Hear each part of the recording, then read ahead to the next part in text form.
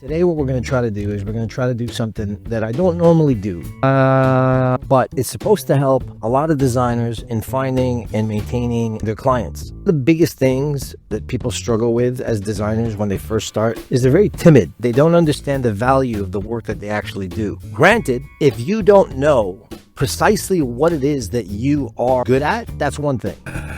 The other thing, I'm not talking about top level designers. I'm talking about people that have just started and they really have passion for what they do. I had passion too. Every designer at heart has passion, but then there's the execution, and I failed at that. Look here, look at these. They're disgusting. They are wrong on various areas. I need to fill you in on something. Whenever you start wanting to design, as a designer, what you're probably going to do is you're going to look at, I've been sketching for many years. I've always loved it. Technical knowledge, I didn't do it. The biggest challenge I faced was I didn't take seriously the technical knowledge that I needed. It's all well and good if you have an eye for beautiful things, but to execute is not the same thing. It's just not. So what are these things? What makes a great design?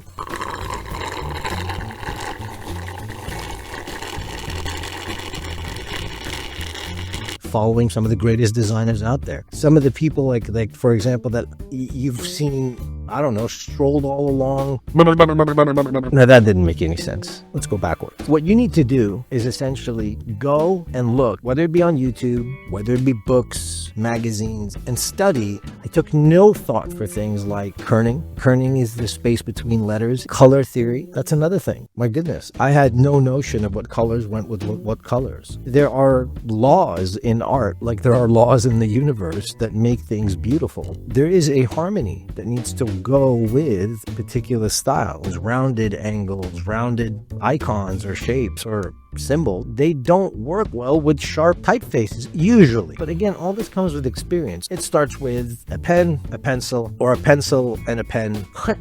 It starts with a pencil and a pad. And sketching. Say you've been doing sketching. Fine. You need to go on things like YouTube, Rumble, wherever it is, and just see the tutorials and what people are doing and how they do it. It took me many, many years, at least 5 years, at least. Another perspective, for example, if you look at some of the designs on this side, that these designs didn't just happen. There was a lot of work that was being put into them. Art is essentially a world on its own, and you could become anyone and develop your own language. But before you develop your own language, learn what the base language is before you start tweaking it and giving it your own twist. I mean, so far I've given you a generalized idea, but there are steps that are going to help you develop a mindset that's going to enable you to become the kind of designer that you want to be. And here's the beautiful thing. Often this journey is bizarre because we think we're going to become this. We didn't realize that we were actually, now that we're able to execute, drawn to not only sectors,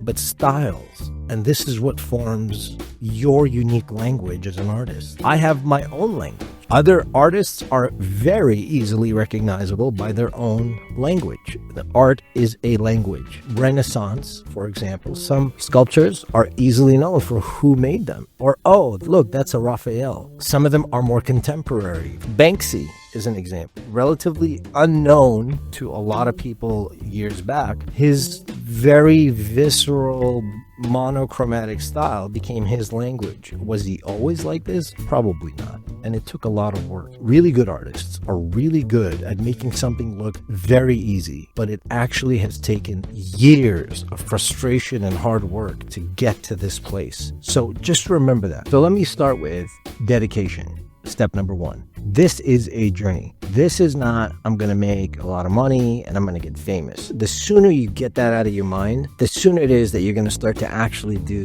what it is that you're setting out to do. And this is a commitment. Am I going to be committed to this? And why is that? Failure. Failure is going to come. frustration's going to come. In my first year, I was thinking I was going to become a digital, just / creative cartoon comic artist. And I recall doing a lot of my drawings, and I started bringing them to basically Comic-Cons and having them reviewed. Let's just say it was not fun. Let's also just say that every single one of them said, you have a very long way to go. And they were absolutely right. Expectations that I had were very unrealistic. It is very important that you not give up because you're not seeing the results that you want. The results that come are generally after many, many hours of failure and rejected and on and on and on. It's going to happen. Your resolve will be tested in this. Let's be clear. This is not just for artists, athletes, celebrities. Anyone involved in anything monumental is going to have to face and persevere through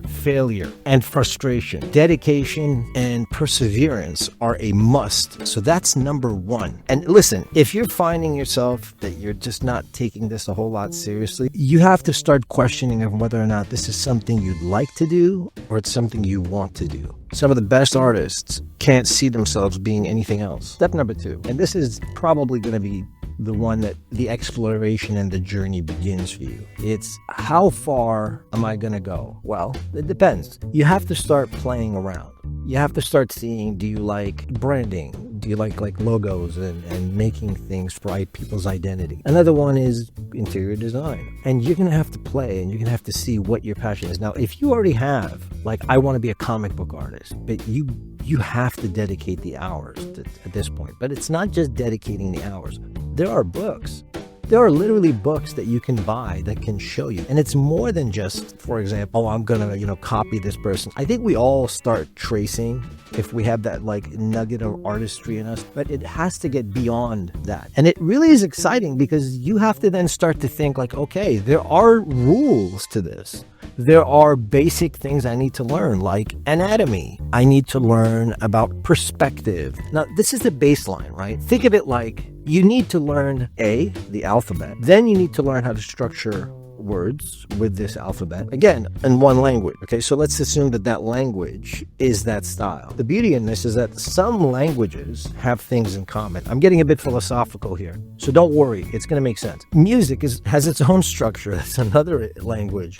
But the point is this: if you want to become a comic artist, that has its own language and its own alphabet and everything. And you need to learn the things that involve this language. It would be things like using, for example, a pen, using a tablet if you have one, or an iPad. But then you have to start learning about things like calligraphy, for example. Why? Because strokes are important for outlining characters and you need a steady hand. But that's not the point. The point is you have to dedicate yourself to the language of comic art. Many artists that I know, and I'm one of them, we can speak many languages in design. These took over a decade to learn. You're going to have to commit and really find out what fits your bill. If you find yourself not really interested in, for example, 3D design, it's cool, but it's just taking you too much time.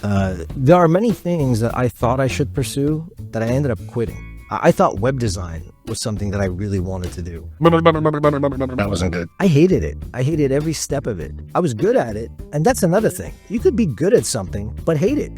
Just because you're good at it doesn't mean you have to do it. It's actually a waste of your time. And we're going to cover that in another point. And you must understand the language and the base laws of this language before you put your twist on it. So if you're going to go into logo design, go into logo design and look at what other successful logo artists have done. But at some point, our personalities need to come through, and that's what you need to do. Just like every warrior, the tools for your journey are going to be necessary. It is important that you invest in the things you believe in, and that's the point here. The point is, if you're going to go into graphic design for clients or just natural design, you have to start allotting money for investing. You don't have to allot a lot of money in the beginning. So that's really the whole point of this. If you're going to go into sketching, there's a ton of cartoon or comic book applications on there. Most people typically use Photoshop. Some people use other things like Clip Studio. There's a plethora of them. You could do anything. But again, the tool is only as good as the person wielding it. which is why that previous step is very important. The amount of investment that you place in time and effort to develop and learn that language. So hardware, if you're going into the digital space, is vital. Having a computer that can do what you need to do. It doesn't have to be super costly for you initially. I mean, I started designing everything on an iPhone 3GS. That's how it started. Then it grew and I got the big iPad. And the whole point in this is that there is this growth and you're going to have to keep investing to grow. From a digital standpoint, I wanted to go with a Wacom. I didn't need to. A lot of my artwork could work off of this Huion. It works just exactly how I want it, and that's the point in all this. You have to invest. The big kahuna in all this is the video graphics card that you're going to get, which is going to help you. I happen to use an NVIDIA. Honestly, I recommend it. Whatever series that you can afford. But the point is, these are your tools. This is your weaponry. Within these tools now begins the investment in software. And the software is important because that's what's going to bridge the gap with what you've learned. And there are benchmarks in softwares. You can't just pick any software because a lot of clients happen to work off of a standard. And what are those standards? A lot of companies are still using Adobe. Now, Adobe is still the king of the hill. Adobe is a company that produces softwares like Photoshop and Illustrator, InDesign, Premiere for video, After Effects for video. They are still king of the hill in terms of industry standards when you work. Most companies, when they want to develop an identity, they will want visual graphics that are vectored. That would be Adobe Illustrator. And what is the difference? What is a vector? Vector is basically a mathematical formulation for creating shapes. They want their designs made out of shapes and not pixelated raster, which is what you find in Photoshop. Now, can Photoshop handle also vector? Yes, but it's not ideally designed for that. Illustrator is typically for logos or icons. Why? Because there's no pixelization. What that means is if you zoom, you could zoom infinitely and you would not see little squares. Illustrator doesn't have that. Photoshop is where you can roam free and draw and everything, but everything is in a rastered environment. This is what I mean by standard. There's a whole lot more, and I'll do a video on it next time, and I'll show you a bunch of the software I use. I'll even do reviews on these softwares, and you're going to be able to have access to the knowledge of what has helped me successfully breach that gap. This is where we talk about the dreaded thing that nobody wants to talk about: pricing, money. After you've invested all that money, and after you put in all the hard work, and after you become really good at what you do, where do you start? There are some places online that you could start, but I think will most likely happen, you're going to have to start fishing around for people that are going to give you a chance. Now, if you've done some really nice things, and you've gotten really, really good over the past year, 2 years, you might want to start investing for free in building your own portfolio and being open to the idea of going first to people and getting it criticized, particularly by professionals, people like me, people like other designers that have proven themselves, to see where and what you need to keep in your portfolio or not, or even if you should even be, if you're even there yet, frankly. Okay. But let's say you are. Well, you're going to have to start fishing. You're going to have to start fishing. You're going to have to start putting yourself out there. And that can come in the form of social media. It can start becoming something where it's word of mouth. You start telling your friends, your family, hey, this is what I do. Look at what I do. You start texting, messaging everybody. And that's how I started. And that's how many people start. And the one that gets themselves out there the best or the most, there is no top of the food chain kind of a person, but what ends up usually happening is that they really grow in notoriety, whether it be on social media. Pricing and money fit into A, how long you've been doing it, and B, understanding market pricing, and C, that you offer an experience is so different that would permit you to triple, quadruple, quintuple the cost. What that means is if you're an amateur singer, nobody knows you. You have a beautiful voice. You haven't built anything yet that has gone viral or has made it platinum or triple platinum. Built a history. The value set on you, no matter how beautiful your voice is going to be lower than when you have built a history. Become very realistic with the way you price things. When I first started, my logos were at $200, $250. That was for about a year. Today, you could find logos on Fiverr for $50. It's low. Most people don't understand. It's not always just what you can execute. What really people, and I really believe this, people are buying ideas. You're in the business of not just executing the design, You are in the business of executing an idea for a client. Now, a client may come to you and say, this is what I want to do, yada, yada, yada. The more experience you build in understanding how to build an idea, a persona, a personality, let's go backwards. Pricing is determined by the amount of experience and executional skills that you have. Let's go backwards. Pricing is determined by the amount of experience and executional skills that you have. There are people or studios that sometimes charge $100,000. Is it because I can't? I could price that. There is a tidbit here. Sometimes it's not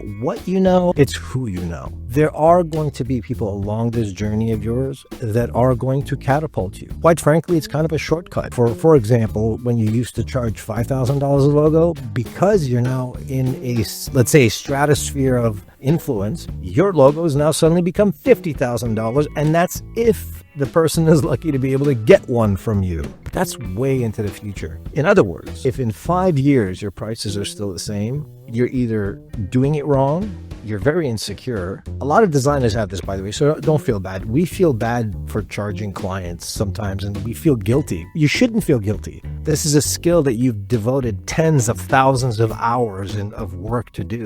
Keep that in mind. Raising your prices often adds value to the product that you're selling. If I were to sell my logo today after all these years for $200, the person attributes $200 worth to that logo. And I'm not saying this is a game or anything. I genuinely believe like my logos are worth what they're worth. And so when I tell the client, hey, this logo, this design, this idea is $10,000, they will attribute $10,000 to it. And believe me, they will esteem it in its value, provided that the quality, the technique, the idea is amazing. If the clients want you to just execute something they have in mind, that's one price. If they need you to come up with something, which is where you should aim, your prices are going to be increasing incrementally year after year. That's my hope. Yeah. So this has been fun. And I hope I was able to shed some light on some things that a lot of people that do want to break into the industry want to know. And again, this is really more a primer. It's a bit broad. We're going to be getting a little bit more deeper as I keep making these videos. Suffice to say, this was really, really fun. Don't forget to like, subscribe, and ring that bell notification. I'm going to be uploading more videos, and you don't want to miss out on those things. Also, follow me on my other social media channels. I'm on X, I'm on Instagram, Facebook. If you have any other questions or anything else that comes to mind, please do not hesitate. Leave a comment in the description below. If it's something that piques your interest or you need more elaboration on it, hey, it might motivate me. I might want to make a video to answer those questions that you have. So thank you again. Have yourselves a great day. Take care. Peace.